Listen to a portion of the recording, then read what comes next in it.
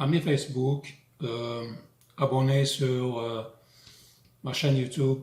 Bonjour. Je vais faire une petite vidéo. Je vais présenter l'oscilloscope que j'avais reçu récemment. Et comme je devrais le tester, je vais aussi pardon, je vais aussi faire quelques tests, quelques mesures et quelques calculs que j'aimerais partager aux néophytes en électronique. Donc, en gros, c'est ça le thème d'aujourd'hui. Et comme ça comporte des instruments, du matériel, puis des petits circuits à réaliser, donc aujourd'hui, je fais une vidéo avec plusieurs plans. Donc, je ne suis pas habitué à faire ça. En général, je le fais avec ma caméra web, puis en face de mon ordinateur. C'est simple. Donc, ce que je vais faire, c'est à chaque fois de faire des pauses, changer le plan, puis remettre la vidéo. Donc, comme ça, on pourra voir tout ce que je vais montrer. Donc, première pause. Donc, comme je suis en train de filmer sur une perche de téléphone, donc je ne suis pas en mesure de tout montrer la scène au complet. Donc, je ne suis pas un professionnel photo. Donc, ce que je vais faire, c'est ça, quand je vais déballer l'oscilloscope, le Siglent, oh mon Dieu, j'ai oublié les références. Je pense que c'est 11.0 SDS 11.04XE. Donc, je l'ai reçu. Donc, si je montre la boîte, donc on ne voit pas mon visage. Donc, allez-y. De première vue, donc, il est venu dans une boîte comme ça. Je suis un petit peu déçu que la boîte a l'air d'un package ordinaire, alors que un oscilloscope de cette taille, puis de cette qualité, puis la marque Siglent aussi, c'est une grande marque. Il doit venir dans une boîte de qualité, je veux dire. On va voir dans toutes les boîtes qu'on achète, on voit tous les dessins, tout le reste. Mais on s'en fout, mais il est bien emballé. Je vais mettre un peu de place. Donc, il vient comme ça, dans du styromousse. Donc, ce qu'on voit en première vue, c'est les sondes.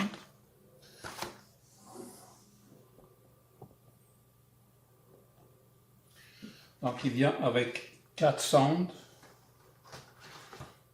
avec tout le kit à l'intérieur, parce que c'est un oscilloscope à 4 entrées. Donc, ça, c'est pour les sondes.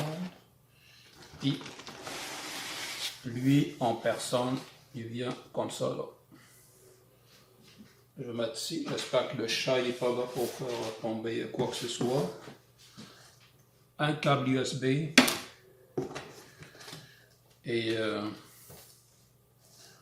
la documentation. Donc, comme on le voit ici, là, c'est tel que je l'ai montré pendant mon achat sur la première fois. Donc, c'est un SDS 1000X, la série 1000XE. Donc, il y a comme c'est un oscilloscope digital, 4 entrées, qui comporte aussi un analyseur logique et son câble pour le brancher sur le power. Ok, donc un autre pause. Donc, il vient emballé comme ça, très bien emballé dans du plastique.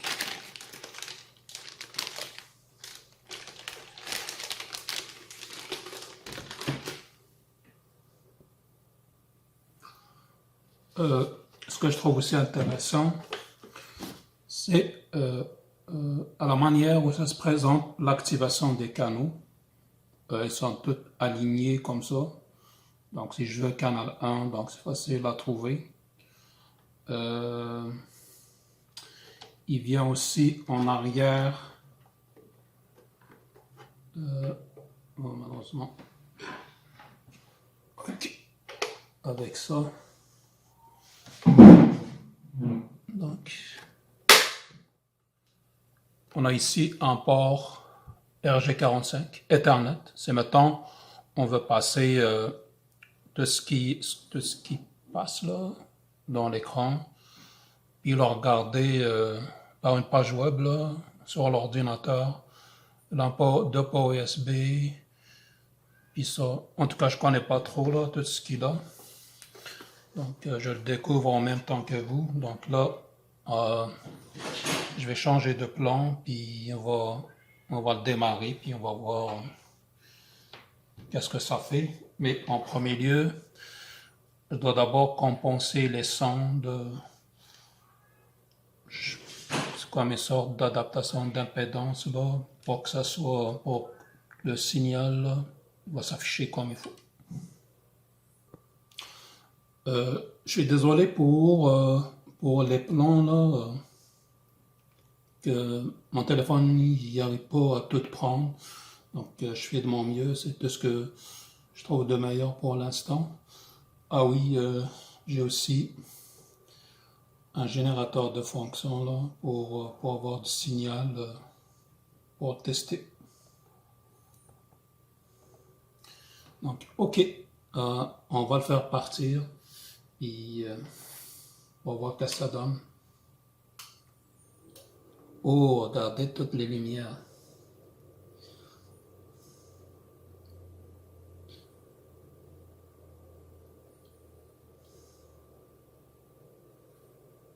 Ah, j'adore. Je sais pas si je peux rapprocher. Hop, là, elles sont éteintes. Malheureusement, il faut peut-être que j'achète une caméra spéciale pour ça.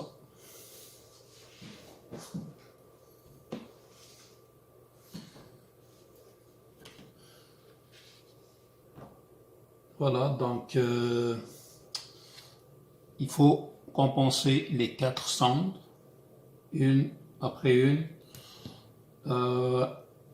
Ce qu'on voit, donc on va pouvoir les compenser à partir de cette sortie-là. Voici le ground et une sortie calibration. Donc allez-y. Lui, la sortie calibration, ce qu'il va faire, c'est qu'il va envoyer un signal, un train d'onde carré. Puis c'est comme si lui-même qui génère du signal, puis on va faire entrer ça sur l'entrée 1, et on va voir la forme du signal.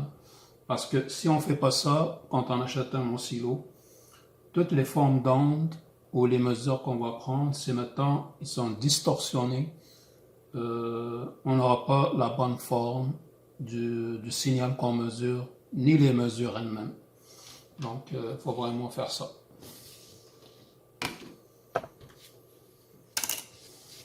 Ok, je vais le mettre sur la 1. Pour les 4 sorties, normalement le ground c'est ici.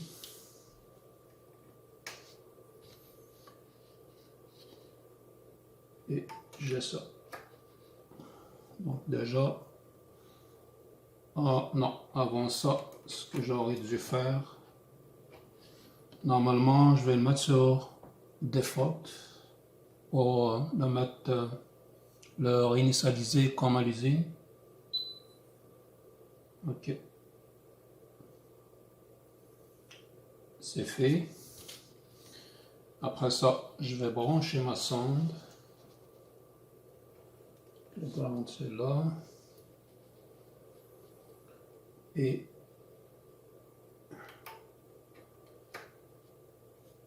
l'entrée positive ici.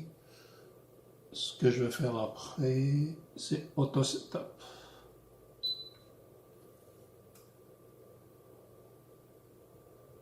Ah, parfait. Vous voyez? Donc, il est bien calibré. L'onde est bien carré. Je sais pas si on arrive à voir. Malheureusement, il fait un petit peu. Je sais pas choisi le bon moment dans la journée avec tout le dispositif que j'ai là pour filmer. Donc pour la sonde 1, c'est bon. Mais donc si maintenant il est mal compensé ou mal calibré, il faut prendre quelque chose de même là, comme une tournevis de RF qui n'a pas de capacité, donc en plastique. Et on viendra, je vais faire un test. On viendra ici là sur la probe et juste tourner le temps de voir le signal. Malheureusement.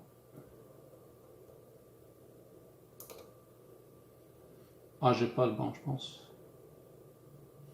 Non. Il faut que j'achète un autre. Elle est déjà scrappée. Mais c'est ça qu'il faut faire.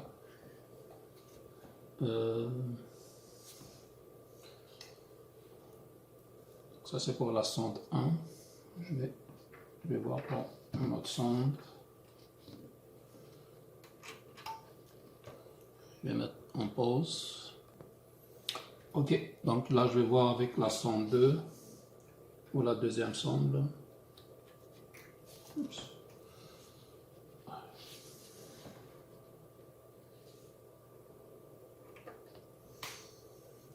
Auto setup.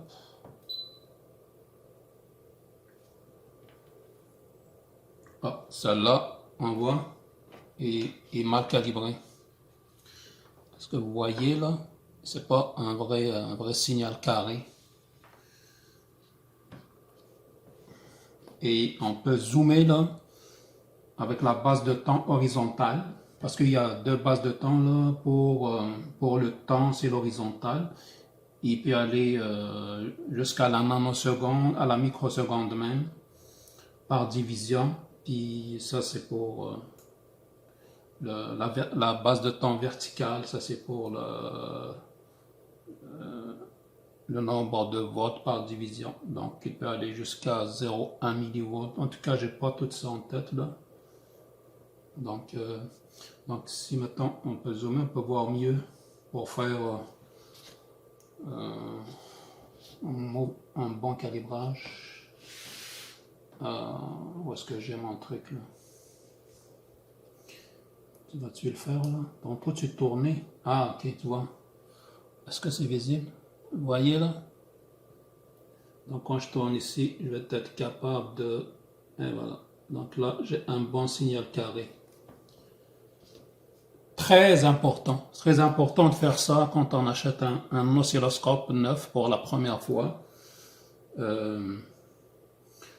Pour prendre les bonnes mesures et la bonne forme. Sinon, le signal qu'on va prendre, on va toujours penser qu'il est déformé, mais c'est faux, mais c'est parce que c'est nos sondes là, qui sont mal calibrées. Donc voilà. Je connais pas tous les boutons, à quoi ça sert. Parce que je viens de l'acheter, c'est chaque appareil, comment il a été designé, donc je découvre en même temps que vous. Mais je vais essayer de faire quelques-unes, peut-être les plus rudimentaires, juste pour voir quelles sont garanties, est-ce que je le retourne, je le retourne pas, je le garde. Si maintenant il y a un défaut, je viens de le recevoir il y a comme 2-3 jours, je viens de l'unboxer avec vous et je découvre en même temps. Donc... je vais mettre aussi en pause, désolé, mais après ça, je vais passer à autre chose. Donc, ce qu'on peut voir comme, comment on appelle ça, là, comme résolution, donc il peut aller jusqu'à 1 nanoseconde. Donc, on va remettre, là c'est 2 nanosecondes par division. Tantôt, j'ai affiché 1 nano. C'est ça. Donc, il peut aller jusqu'à 1 nanoseconde par division. Pour l'analyseur logique, je pense que c'est ici, sur Digital. C'est maintenant, j'appuie sur ici, Digital Device Not Detected. C'est ça, parce que lui, c'est ici, un des deux. Je pense que c'est lui là. comme, comme un port, comment dire, le HDMI, mais c'est pas ça. Et ça aussi, c'est une surprise. Moi, je pensais que l'analysateur réseau, il vient tout à l'intérieur. Il faudrait juste acheter les câbles, là, la nappe. Finalement, il faut aussi investir un peu d'argent pour acheter tout l'analyseur réseau qui se branche ici. Mais en principe, c'est ici. On voit la fonction mat, fonction ref, fonction roll search, en tout cas.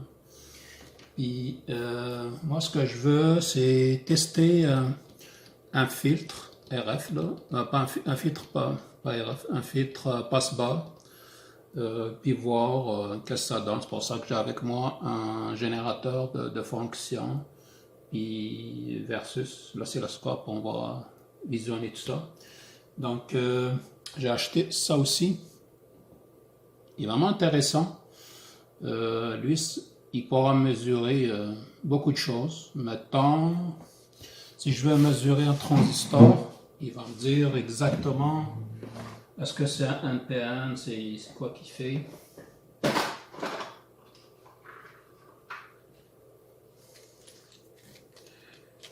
Je prends au hasard. Tout ça, c'est des trucs qui me restaient quand je faisais des études là, en télécom. Ça c'est en 2006 là. Mais ils sont tous là. Et même la protoboard. Et au passage, je salue mon prof, Benoît Terrien. C'est lui qui nous a donné l'idée de construire un truc comme ça là, quand on est rendu au chapitre des télécoms là, pour étudier les fréquences. Avec ça, j'ai construit un émetteur-récepteur AM, émetteur-récepteur FM. En tout cas, on a fait pas mal de choses avec. On aura le temps d'en parler de ça, puis de refaire tout ce que j'ai fait avant. Donc, lui, comment il marche? Tantôt, il va même être utile pour choisir, mettons, vérifier ma résistance, sa valeur, mon condensateur. Donc, on va appuyer dessus comme ça. Ah. Bizarre, à moins qu'il est déchargé. Normalement, il marchait. Je pense qu'il est déchargé.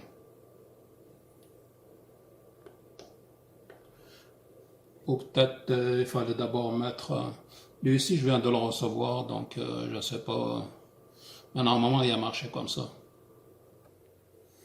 Effectivement, c'est ce que je pensais, donc il est déchargé pendant ce temps-là.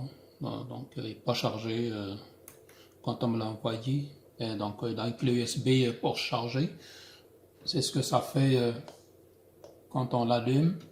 Donc, ensuite, on va pouvoir mettre la composante qu'on veut ici. Donc, j'ai ici un condensateur à 470 microfarads. Est-ce qu'il est visible? Je pense pas. En tout cas, c'est ce que j'ai vu.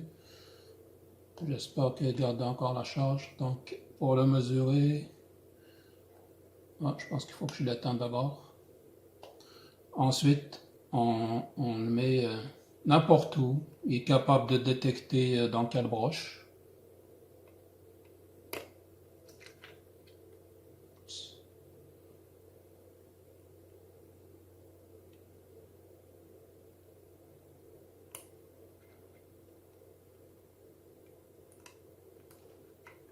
Ensuite, on ferme, clapet. Voilà. Il teste. Donc là, il a trouvé 436.3. C'est normal parce que il y a toujours une tolérance là. Mais c'est quoi que j'avais dit tantôt?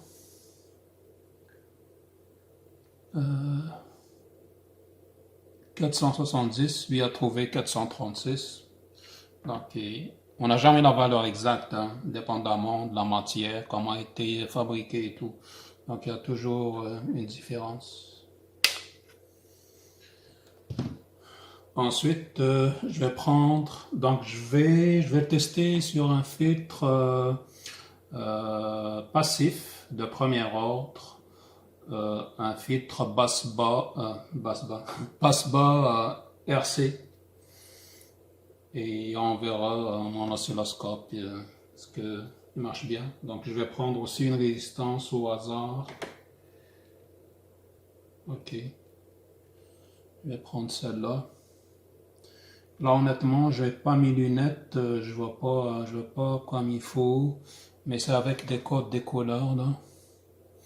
Je vais montrer ça sur mon ordi, comment on calcule tout ça. Mais quand je dis là, c'est juste un test basique puis des notions pour ceux qui ne connaissent pas très bien l'électronique, pour les initier à comprendre encore plus que ça. Peut-être qu'ils vont trouver de l'intérêt à ce qu'on fait.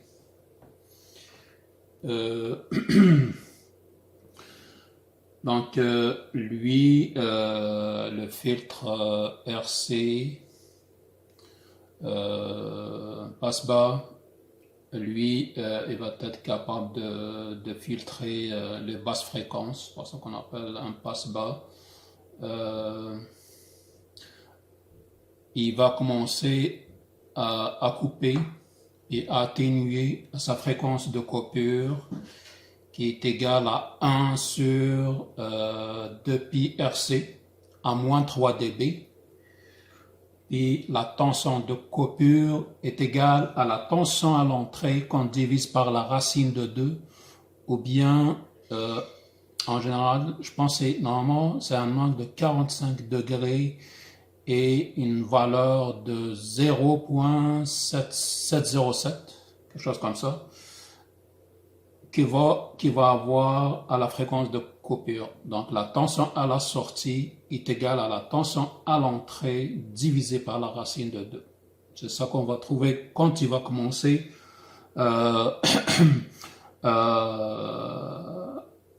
comment dire là, son atténuation, sa fréquence de coupure. Si ma mémoire est bonne, donc il va atténuer 6 dB à chaque comment on appelle ça là? Octave. Ah, j'ai oublié, je m'excuse, je suis tellement un petit peu fatigué là. Donc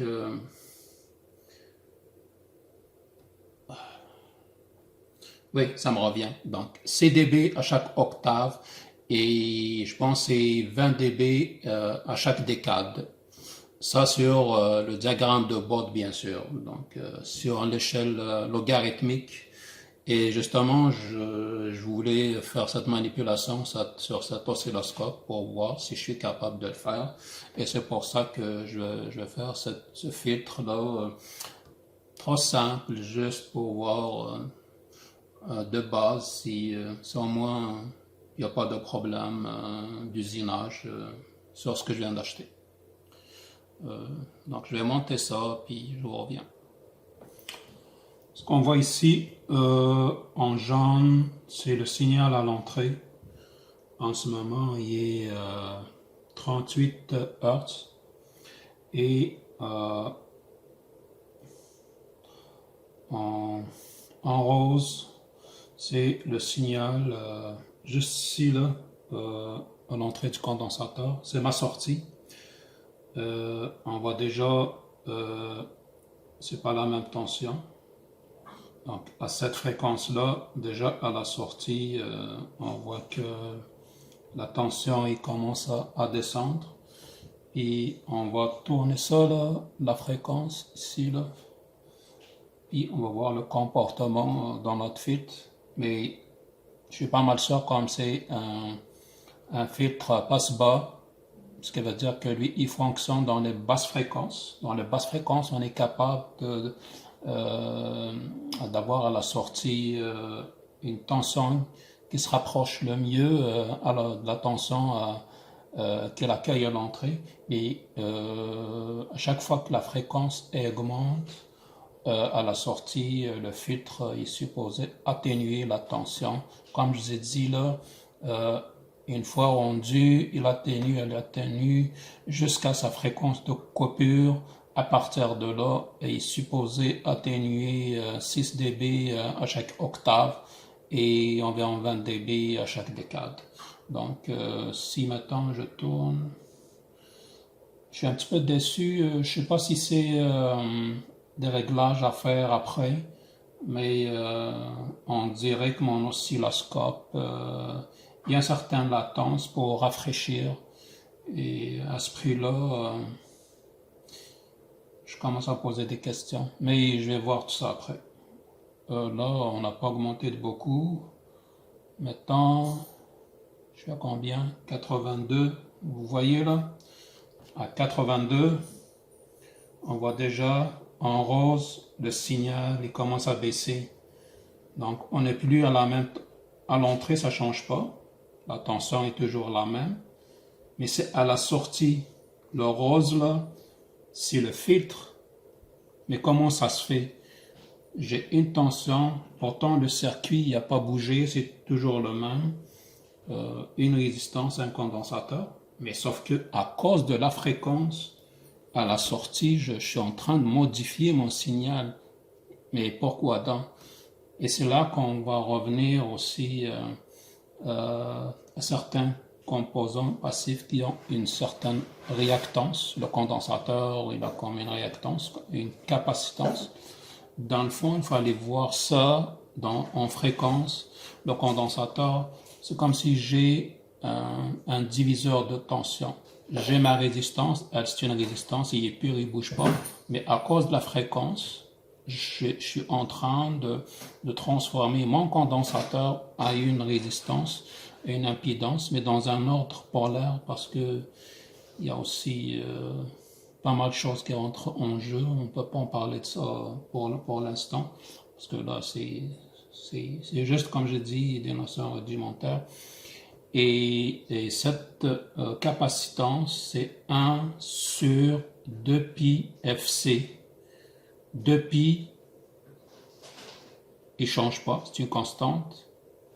Le C, c'est une constante, on vient de le mesurer, c'est 413, quelque chose comme ça, en microfarad.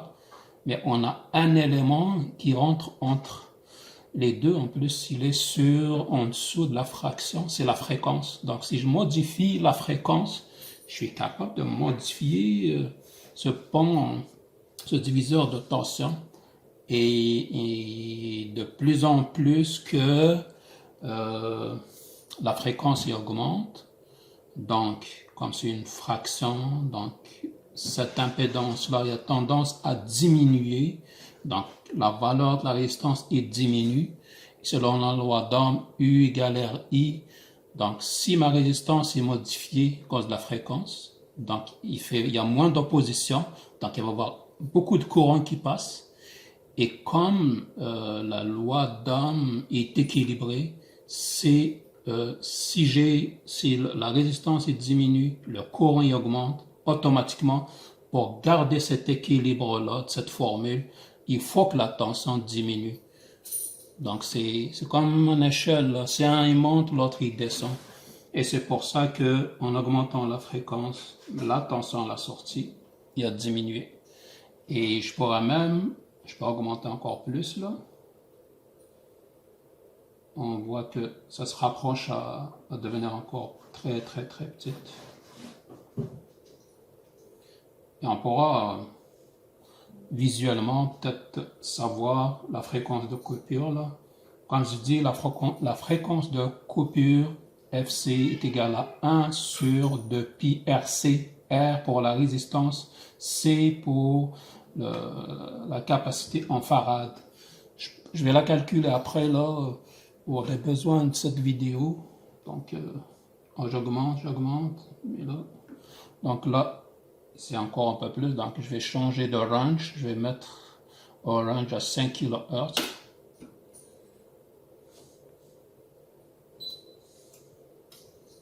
Et Ce chien, dégage.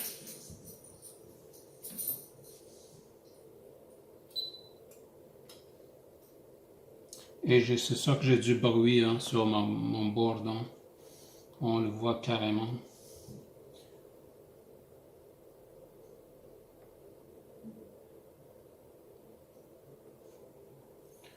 Donc,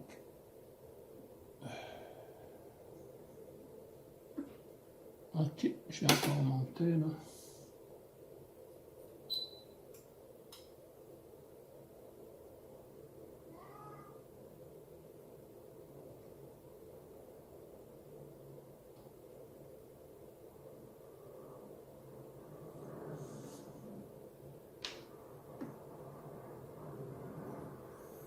Ah, c'est ça que je pourrais pas vraiment prendre les mesures comme il faut là. Je vais me remettre comme j'étais tantôt.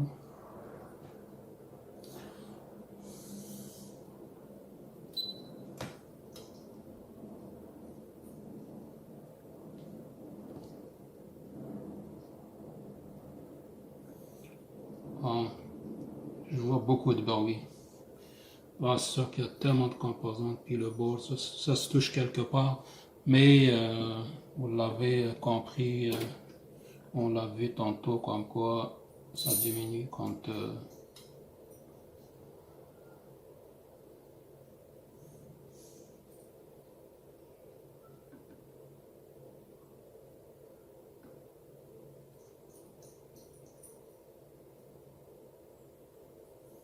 en tout cas, il y a sûrement quelque chose qui va pas bien dans mon circuit là. Mais c'est ça. On l'a vu tantôt, comme quoi quand je montais la fréquence, il diminue. Donc il y a vraiment, comment dire, à la sortie, la tension il commence à baisser suivant la fréquence à l'entrée. Mais en tout cas, c'est pas le but pour démontrer tous ces calculs, tous ces tests-là. Je voulais juste voir au moins si mon oscilloscope il marche. Mais il faut que je prenne le temps de voir toutes les comment il fonctionne, tous les paramètres à régler bien avant.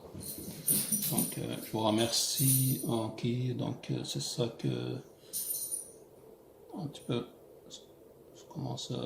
j'ai branché tout ça. Mais voilà, je suis content moi d'avoir cet appareil-là qui est très important. Ça aussi va m'être très utile. C'est sûr que maintenant que je commence à m'outiller, j'ai acheté pas mal d'appareils de mesure ou de laboratoire qui vont venir sont sur le chemin. Donc, je vais vraiment pouvoir, quand je dis, ça commence à travailler, à lancer mon entreprise. Et cela, c'est une autre affaire parce que ça, c'est un autre domaine, un domaine de marketing et que je connais pas encore. Mais c'est sûr que j'ai le goût de faire ça. Et si je partage avec vous, en même temps, je cherche. C'est sûr que je vais tester énormément de choses chez moi. Ça, c'est juste un outil. C'est pour ça que je l'ai acheté lui, parce qu'il fait aussi l'analyseur logique. Je m'oriente plus vers programmation, système embarqué, FPGA, toutes les kits là que j'ai montré la dernière fois sur mon Facebook là, que je viens de commander. Donc ça va, j'espère en tout cas, je croise les doigts que je vais arriver à trouver quelque chose qui va faire démarrer mon business à moi. Mais c'est pas une question d'argent, mais aussi une question, je veux faire quelque chose un jour ou l'autre. Et c'est ça que ça demande aussi un côté financier. Oui, donc maintenant je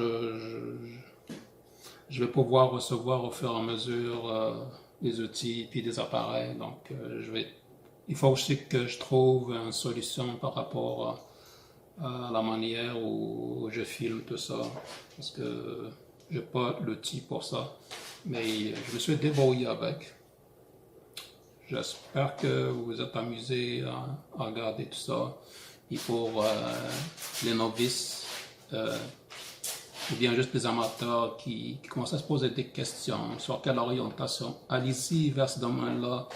Il est formidable. Vous allez vous amuser, puis énormément de choses à comprendre, puis à maîtriser. Et, et c'est ça qui fait aussi de la création. Parce que quand on connaît, à partir de là, on élabore des idées, des techniques suite à ce qu'on a compris et ce qu'on est capable de faire. Donc, n'hésitez pas. Ma chaîne est toujours en développement. Chaque fois que j'ai du temps, j'en rajoute. Des fois, c'est juste des vidéos toutes simples. Comme ça pourrait être aussi vraiment des vidéos où ça va être un travail de grande envergure. Mais je ne décourage pas. J'aime bien ce que je fais et j'aime partager parce que ce que je connais et ce que je suis en train d'apprendre, on apprend toujours. Ce qui a été partagé aussi par d'autres mondes et d'autres personnes qui m'ont donné ça. On n'est pas né avec la science infuse, ça c'est impossible, mais on apprend des autres et des mondes qui ont passé leur temps, comme le mien, à essayer de montrer quelque chose, d'apprendre quelque chose, de le partager. Voilà, je vous remercie, puis au plaisir de se revoir une autre fois. Ah oui, j'ai oublié, je vais essayer de montrer, comment dire, là, le diagramme de Bode, puis on va voir si je peux faire ça aujourd'hui même. Donc, normalement, pour faire le diagramme de Bode, on s'en va dans Utility,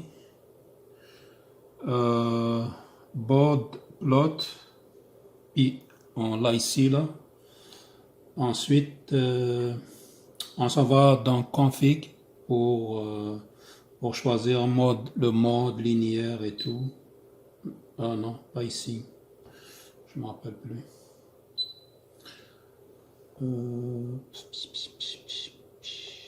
Ok. Ici, on a la source. USB. Je vais laisser USB. Ah, je ne sais pas. Moi, je ne sais pas si ça va marcher, par exemple. Parce que moi, c'est pas sur USB. C'est pour ça que je teste. Hein. Je vais laisser sur USB. C'est suite.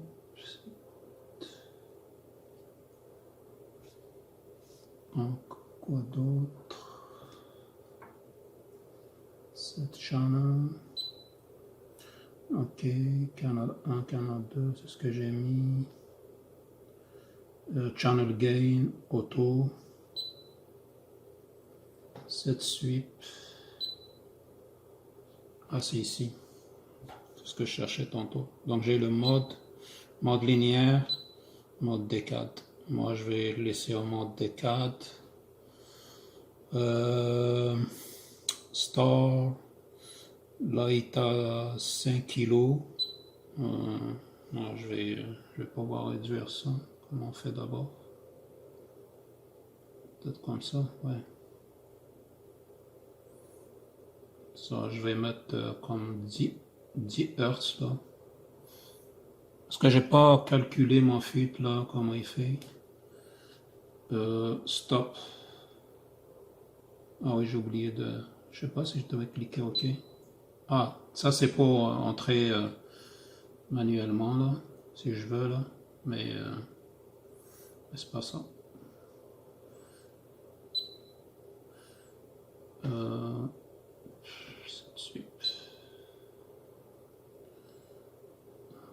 Donc 68 Hz, stop.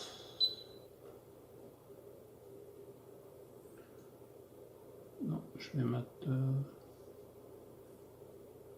1 kg. Non, je vais mettre 2 kg, 2 kHz. Donc là, je nage comme ça à la vue. Puis, je pense normalement, si je fais ça, normalement j'ai vu, il doit y avoir run. Juste pour le fun, on va voir si ça marche. Non. Ah, c'est vrai, Phil, tu connectes to AWG. En tout cas, j'ai rien lu encore, là, le catalogue, comment on fait, mais normalement c'est ça. Je devrais le mettre sur AWG. Mais il est où? Je vais mettre un petit peu en pause. Je vais juste regarder la notice, puis je reviens.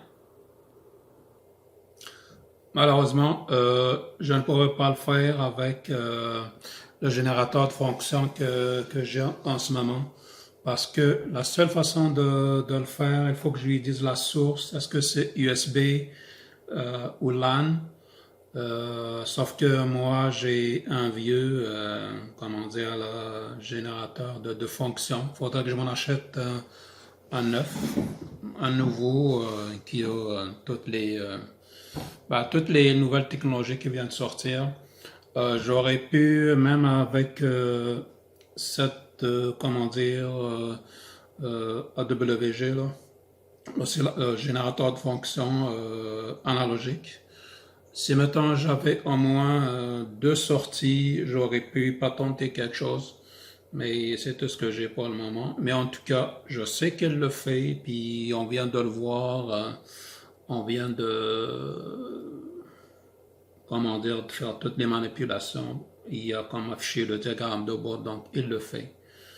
Bon, je pense que c'est fini pour aujourd'hui, pour cette vidéo-là. Puis encore une fois, merci beaucoup. Et pour finir la vidéo que j'ai commencé tout à l'heure, donc je vais faire quelques petits calculs là, juste pour schématiser ce que je faisais tantôt. Et toujours comme j'ai dit, moi je m'adresse à tout le monde là, donc de, de celui qui ne connaît rien du tout dans le domaine jusqu'au docteur, si ça l'intéresse bien sûr. Donc c'est ça, comme j'ai un simple ordinateur, donc je vais utiliser cette table-là pour dessiner sur mon ordinateur. Donc je maîtrise pas la main, donc je vais essayer tout de même. Ce qu'on avait, donc j'ai un générateur de fonctions ici. Puis j'ai pris une sortie que j'avais ramenée vers... Oups. Un instant.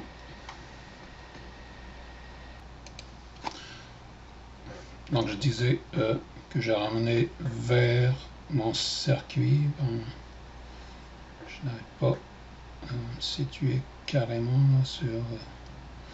donc ce que j'avais fait... Donc j'ai utilisé... Ah, je vais l'agrandir, c'est mieux. Ok, je vais utiliser la gamme.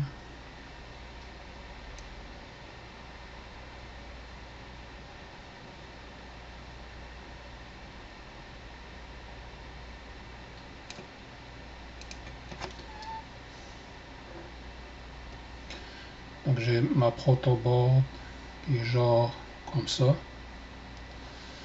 Ce que j'ai fait, donc j'ai fait un circuit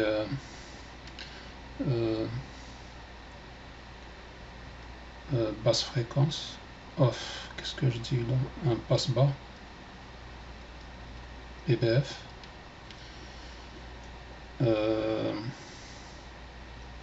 Donc ce que j'ai mis une résistance comme ça,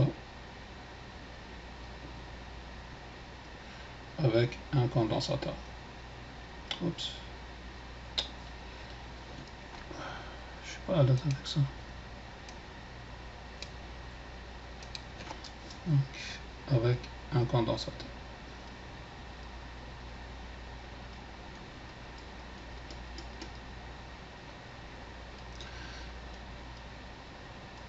Donc, ça, c'est mon entrée. Ça, c'est ma sortie. Qu'est-ce que j'ai fait? Ben, c'est ça que le câble là, c'est du BNC, mais dans le fond, il y a comme j'ai le plus. Il y a aussi le ground. Donc ça, c'est l'entrée. J'ai utilisé un signal sinusoïdal comme ça, avec une fréquence F. Je ne me souviens pas trop ce que j'avais utilisé. J'ai ici mon oscilloscope.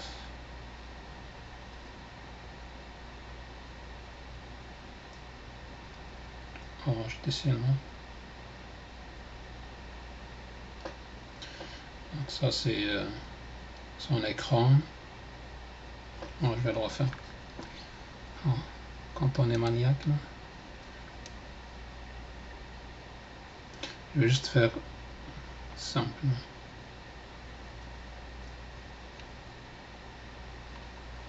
D'accord.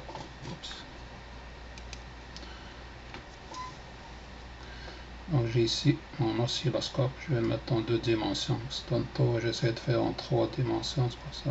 Donc j'ai ici mon écran. J'ai ici les entrées, j'en ai 4. Moi je m'en ai servi seulement de 2. L'entrée 1 et l'entrée 2. L'entrée 1, je l'ai mise ici. Elle aussi, il y a une entrée bien grande pour mesurer, pour afficher le signal du générateur.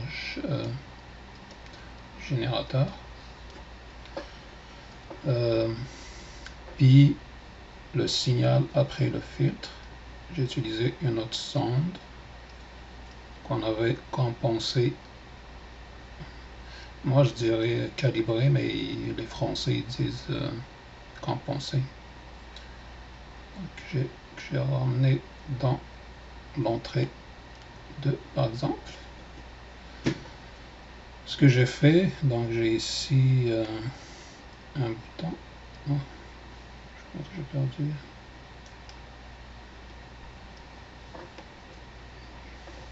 Je pense que j'ai cliqué sur un truc. Ok. Je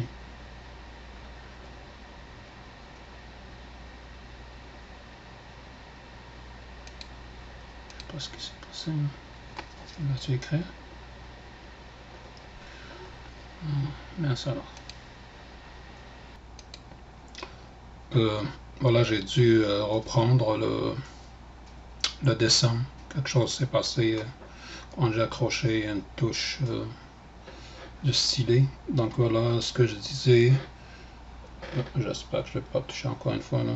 Donc il y avait un signal sinusoïdal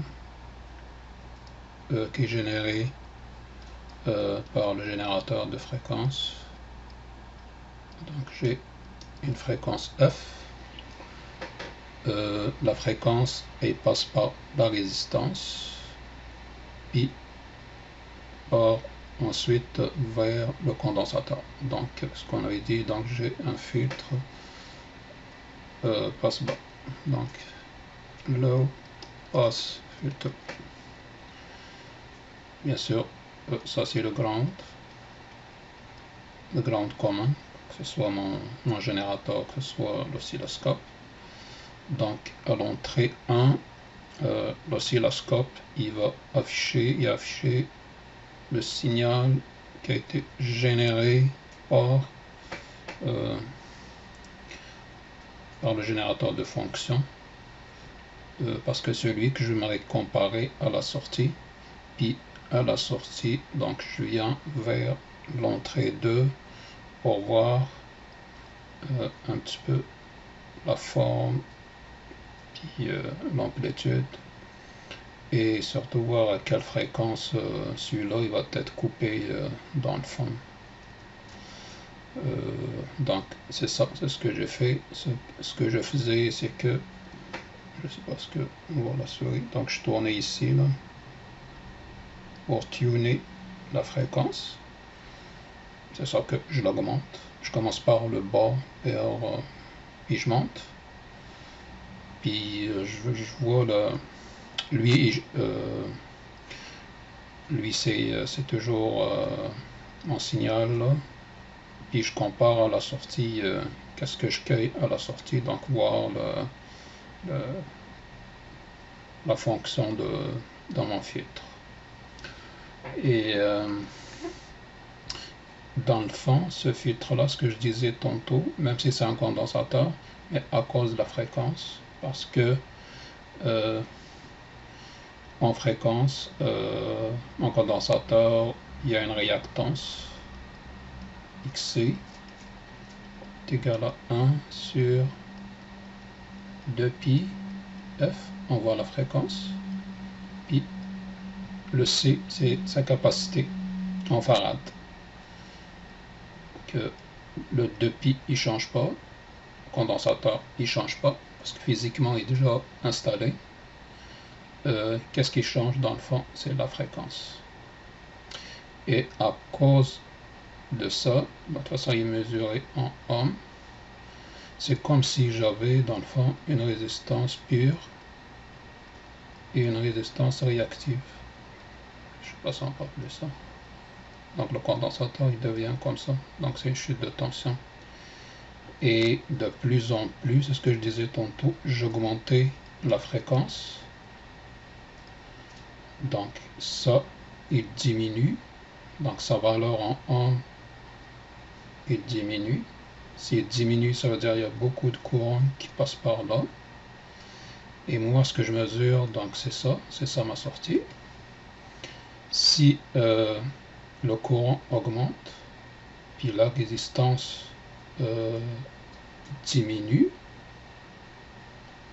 selon la loi d'Ohm, donc U égale RI.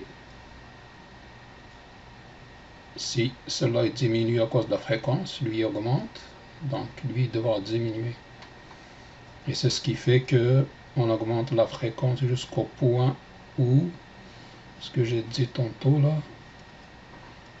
là, la fréquence de coupure est égale à 1 sur 2pi RC, résistance condensateur.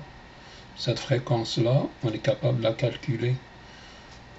Si maintenant j'avais pris une résistance R égale 1 kilo ohm, puis un C, mettons ce que j'ai pris tantôt, 763 je pense, microfarad.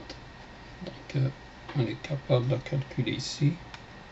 Donc, FC, c'est 1 sur 2pi fois 10 à la 3 fois 400. Ah, j'ai pas la main, hein, j'ai pas l'habitude de travailler avec ça. Donc 463 fois 10 à la moins 6 farad. Donc ça, on fait les calculs. Ouais, on va la faire.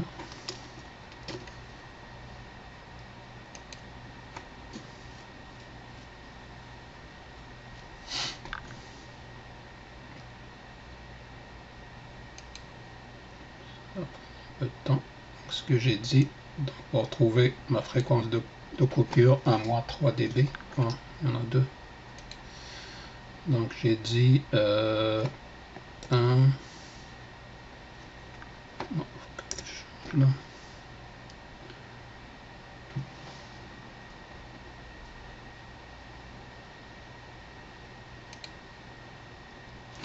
J'ai 1 divisé par 2 multiplié. Est-ce que j'ai pi? Où est-ce que je vais le trouver? Ah, il est là. Fois pi multiplié par 10 exposant 3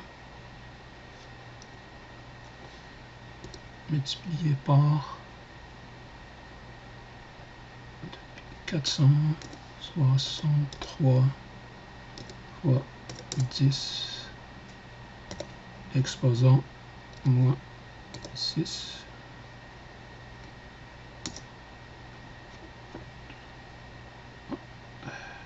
Elle n'a pas calculé. Ah, elle est là.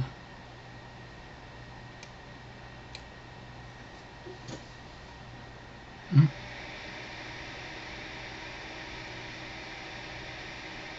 3-0.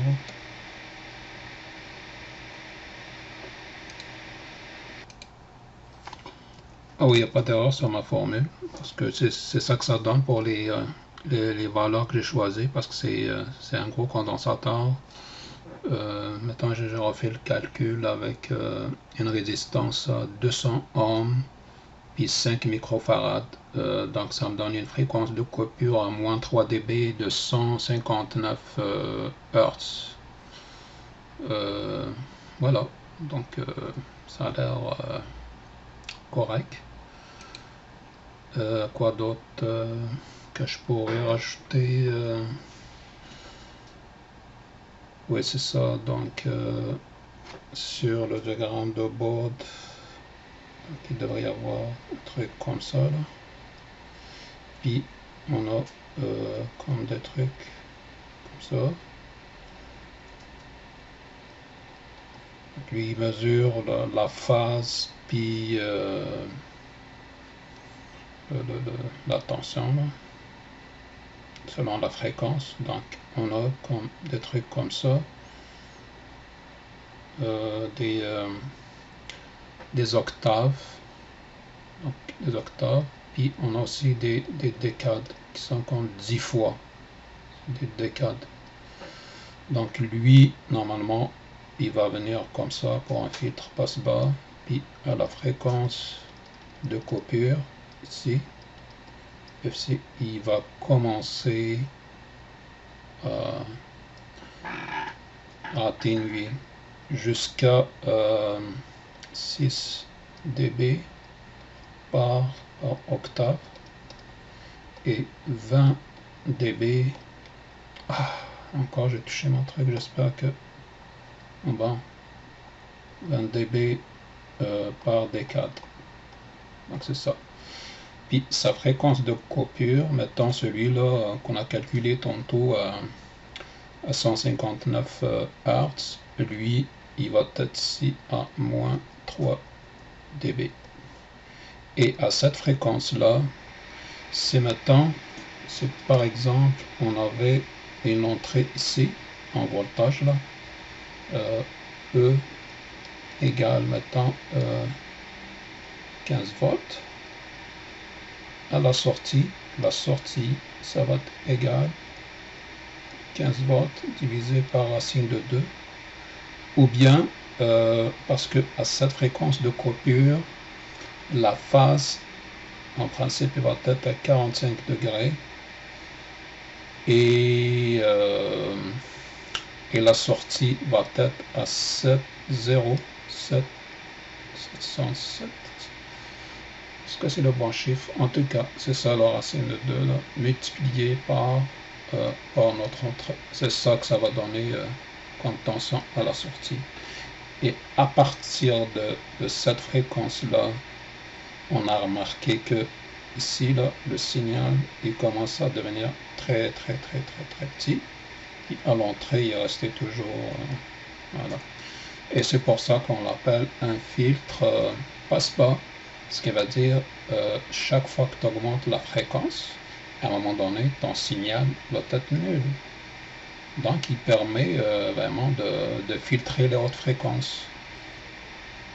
Et laisse passer les basses fréquences et il filtre les hautes fréquences. Et si je l'inverse, je fais un CR, je fais maintenant ici un condensateur, ici une résistance, on va faire l'inverse, on va faire un filtre passe-haut. Donc, oui, puis pour les personnes aussi qui sont nouveaux, mettons, ok, je vais effacer ça, ou je crée un autre. Bon, je vais juste en parler directement. Comment on fait maintenant pour calculer? Moi, rapidement, là, j'ai calculé mon condensateur avec l'appareil, mais on pourrait calculer ça manuellement avec le code des couleurs. Est-ce que je peux augmenter? En tout cas, Est-ce que je peux écrire? Non plus. Donc, on a, mettons, si on prend cette résistance-là, on a le code des couleurs. On appelle ça le premier chiffre significatif, le deuxième chiffre significatif, le multiplicateur et la tolérance. Il y en a même des résistances qui ont 4 chiffres significatifs. Comment on fait?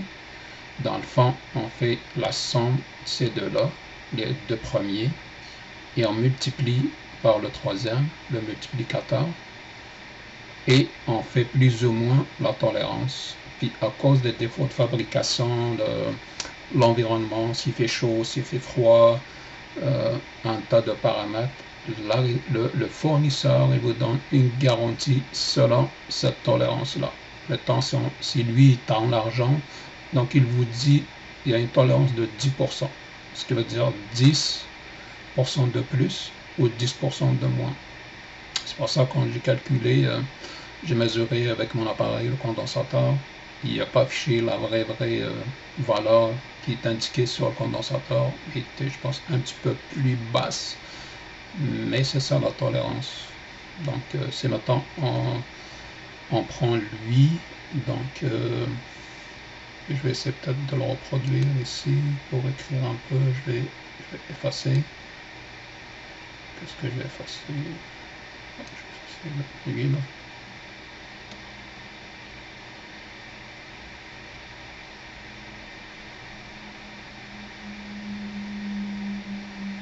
Donc, si je reviens à prendre le même exemple, oh, je suis sur. C'est pour ça qu'il faut vraiment un ordinateur spécial. Donc, attends, la résistance est comme ça. Donc, le premier chiffre significatif, le deuxième, le multiplicateur et la tolérance. De mémoire, le noir, je pense c'est 0, le brun c'est le 1, le rouge c'est le 2, l'orange c'est le 3, vert je pense c'est 5, je vais tester ma mémoire s'il est bonne. Oui, c'est ça, donc 0, noir c'est 0, brun c'est 1, rouge c'est 2, orange c'est 3, j'ai dit vert 5, ouais, je suis bon. Donc si je prends cette résistance là, donc on a bleu, le bleu c'est le 6. Donc ici, je vais mettre 6 en premier. Le deuxième sur l'orange, donc le rouge, donc c'est un 2. Ce qui me donnerait 62. Lui, c'est le multiplicateur. Et c'est là qu'on va peut-être, est-ce que c'est dans les kilos, les ohms, les méga-ohms, etc. Et c'est pour ça qu'on appelle multiplicateur. Donc, si je reviens, le troisième, c'est un orange. Donc, c'est 10 à la 3. Donc, c'est 1K. Donc, c'est 62 multiplié par 1K. Puis, on a lui c'est la tolérance. Tolérance. C'est en pourcentage. Dans notre exemple, qu'est-ce qu'on a? On a, je prends un jaune, non, c'est un doré qui voulait dire, donc plus ou moins 5%. Plus ou moins 5%. Donc, qu'est-ce qu'il vous dit le fournisseur? Cette résistance-là, si vous la mesurez, donc c'est plus ou moins 5%. Donc, vous allez trouver 62 kilos, plus ou moins 5%. Donc, c'est soit 62 plus 5% ou 5% moins que 62 kilos. Voilà, donc ça résume le tout. Je pense que je fais pas mal le tour. Puis, je trouve ça agréable là, de faire tous ces petits calculs. Ça, c'est rien du tout là, par rapport aux calculs qu'on fait à l'université ou en ingénierie. C'est plus compliqué. Et ça, si je parle encore sur les filtres, ça c'est juste des filtres passifs. Et si on passe dans l'autre bord là, le plus compliqué, qu'on part sur les filtres actifs avec des amplis opérationnels, ça c'est beaucoup plus compliqué là, les filtres Butterworth, je pense, est-ce que je le prononce bien, et le Chebyshev. Oui, je vais en faire un tutoriel plus tard sur ça, comment on les calcule, comment on calcule aussi puis le réaliser, puis avec la RNDF là, ça c'est une résistance négative, mais en tout cas, une fois rendu là, ça va être très intéressant de connaître ça. Donc voilà, je pense que pour la vidéo d'aujourd'hui, j'ai donné quand même pas mal d'enseignements. Au départ, c'était juste le unboxing de ma boîte, puis voir si mon oscillo marche bien. Je me suis dit, ok, comme ça fait un bout là que je n'ai pas fait de tutoriel sur ma chaîne YouTube, c'est le moment où de rajouter un petit peu de contenu, de calcul. Et comme vous pouvez le remarquer là, excusez des fois l'hésitation. Moi j'aime pas me préparer, parce que quand on se prépare, il y a du monde, il prépare son PDF, donc il fait juste de la lecture, il y a tout ce qu'il y a à dire, tout est fait, il fait juste lire. Moi, c'est comme, je me dis, ça c'est pas un travail comme qui contient un petit peu quelque chose de soi-même. Mais là, c'est comme vous, je cherche, je cherche les mots et tout, parce que ça vient de l'intérieur. C'est ça que j'appellerais donner quelque chose de soi-même. Mais si je pourrais juste le faire de cette façon-là, j'aurais tout préparé, un PDF, puis lire, tout est fait. Je vais juste lire, mais aussi quand on prend du temps entre chaque tutoriel et un autre, parce qu'on a une vie, on a du travail, on a un tas de choses à réfléchir. C'est comme si c'est la première fois qu'on le fait, quand on revient la prochaine fois. Et c'est pour ça que des fois c'est pas un trac, mais c'est ça. Donc c'est comme on le fait la première fois. Essayez, vous allez voir. Donc peut-être que oui, c'est sûr que pour les filtres là, les filtres actifs, ça c'est beaucoup de contenu. Même si on a fait l'université et tout, puis il y a aussi beaucoup de jobs qu'on fait au quotidien, on oublie les détails. Donc même un ingénieur en application, c'est ça aussi. Tu n'es pas obligé, même à l'université, à part Polytechnique. J'ai fait Polytechnique par exemple. Là-bas, tu apprends tout par cœur, là. Même aux examens, la calculatrice interdit, les intégrales, tu les apprends toutes les intégrales, toutes les dérivées, tout. Tu fais tout de ta tête. Puis ça, je trouve ça, c'est inutile, parce que le cerveau, il a une limite. Alors, quand je fais l'école de technologie supérieure, le TS, le BOSS, on fait déjà des ingénieurs d'application. Donc, on t'apprend comment faire, puis tous ces détails, ces infos, je n'ai pas à les apprendre. J'ai juste à regarder mes documents, chercher mes formules et tout. Puis le cerveau, c'est la mémoire du travail qui évolue dans le fond. On acquiert des connaissances. Ce que je voulais dire pour le tutoriel là, sur les filtres les plus avancés, peut-être que je devrais préparer un petit document puis faire de la lecture et des calculs par la suite, des exemples. Ça me ferait plaisir vraiment de démontrer ça.